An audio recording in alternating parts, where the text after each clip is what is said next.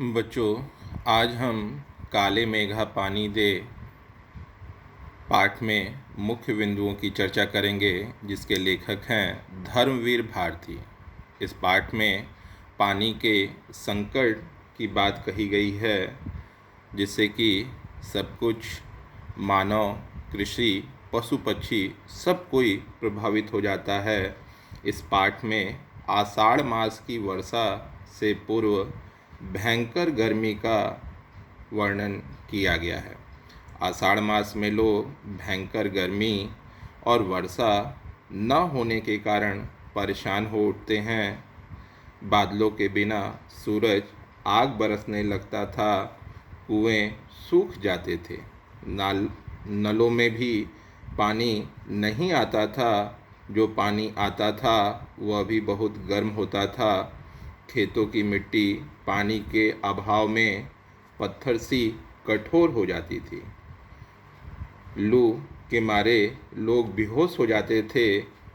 इस प्रकार से पशु पक्षी, कृषि सब कुछ प्रभावित होता था।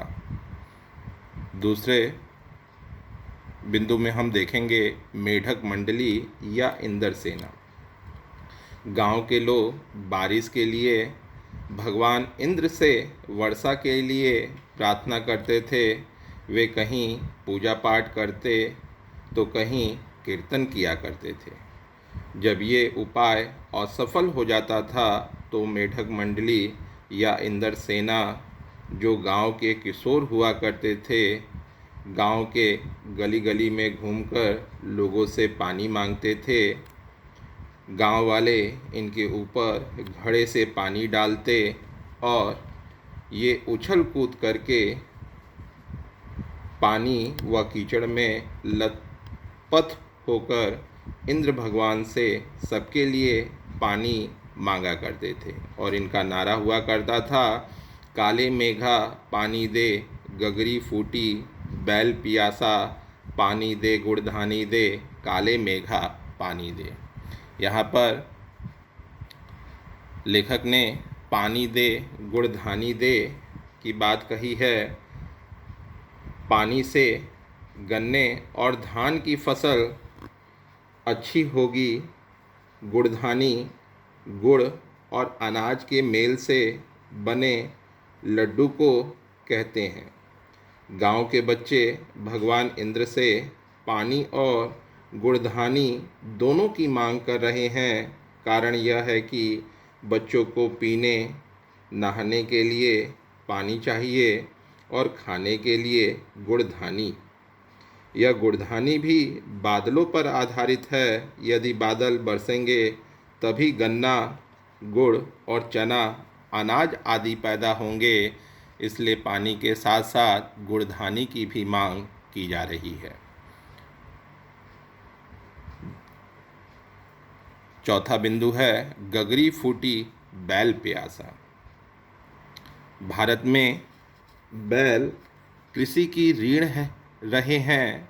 वे ही खेतों को जोतकर अन्न उपजाते हैं। उनके प्यासे रहने से सारी कृषि के नष्ट होने का खतरा है। अतः संकेत के माध्यम से यह कहा गया है कि वर्षा के बिना खेती सूखी जा रही है। खेती के आधार कहे जाने वाले बैल मारे जा रहे हैं। इसलिए कहा गया गगरी फूटी बैल पियासा। पांचवा बिंदु है जीजी। यहाँ जीजी और लेखक का कोई नज़दीक का संबंध नहीं था, लेकिन जीजी लेखक को अपने बेटे और बहू से बहुत ही अत्यधिक स्नेह करती थी। जीजी सारे पूजा पाठ कर्म कांडों में उसी की सहायता से कार्य करवाया करती थी कि जो उसका प्रतिफल है वो लेखक को प्राप्त हो। लेकिन जीजी का जो यह अंधविश्वास था वह लेखक को बिल्कुल पसंद नहीं आता। वह खास तौर जो कि मेढक मंडली के ऊपर जीजी पानी फेंकने को कहती। इस संबंध में जीजी ने इंद्र सेना पर पानी फेंकने की परंपरा को बिल्कुल सही ठहराया। उनकी मान्यता थी कि देवता से कुछ पाने के लिए पहले कुछ दान और त्याग करना पड़ता है। किसान भी 5-6 सेर अनाज को बीज रूप में त्यागता है, तभी वह खेतों में से 30-40 मन अनाज उगा पाता है। यही बात इंद्र सभा पर लागू होती है। आगे बिंदु है यथा राजा तथा प्रजा तथा यथा प्रजा तथा राजा का यहाँ आशय है जैसा राजा होगा वैसी प्रजा। आशय यह है कि राजा के आचरण को देखकर प्रजा का आचरण भी बदलता है।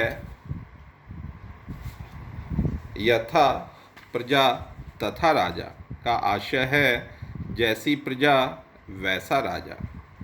जिस देश की जनता जैसी होती है वहाँ का राजा भी वैसा ही होता है। जनता के आचरण का प्रभाव राजा पर पड़ता है। आगे के बिंदु में हम देखेंगे ऋषि मुनि ने दान वृत्ति की बात कही है। उन्होंने कहा मनुष्य की दान वृत्ति के बारे में कहा मनुष्य को पहले स्वयं त्यागपूर्वक दान करना चाहिए, तभी देवता उसे 4 गुना या 8 गुना करके लौटा देता है। आगे के बिंदु में है काले मेघा किसके प्रतीक है। यहाँ पानी बरसना धन संसाधनों का प्रतीक है। लेखक कहना चाहता है कि आज देश में संसाधनों की कमी नहीं है, परंतु भ्रष्टाचार के कारण वे साधन लोगों तक नहीं पहुंच पाते। आम जनता और जनजीवन पर धन संपत्ति का शुभ फल नहीं पहुंच पाता। भ्रष्टाचार के बारे में लेखक का मानना है कि प्रत्येक मनुष्य भ्रष्टाचार के बारे में चटखारे लेकर हंसता है, बातें करता है और उसे कोसता है, परंतु साथ ही साथ वह स्वयं भ्रष्टाचार के दलदल में धंसा चला जा रहा है। उस भ्रष्टाचार से निकलने का वह प्रयत्न नहीं करता। यहाँ विडंबना यह है अपने सुधरने की बजाय हम दूसरों को सुधरने के लिए कहते हैं। धन्यवाद।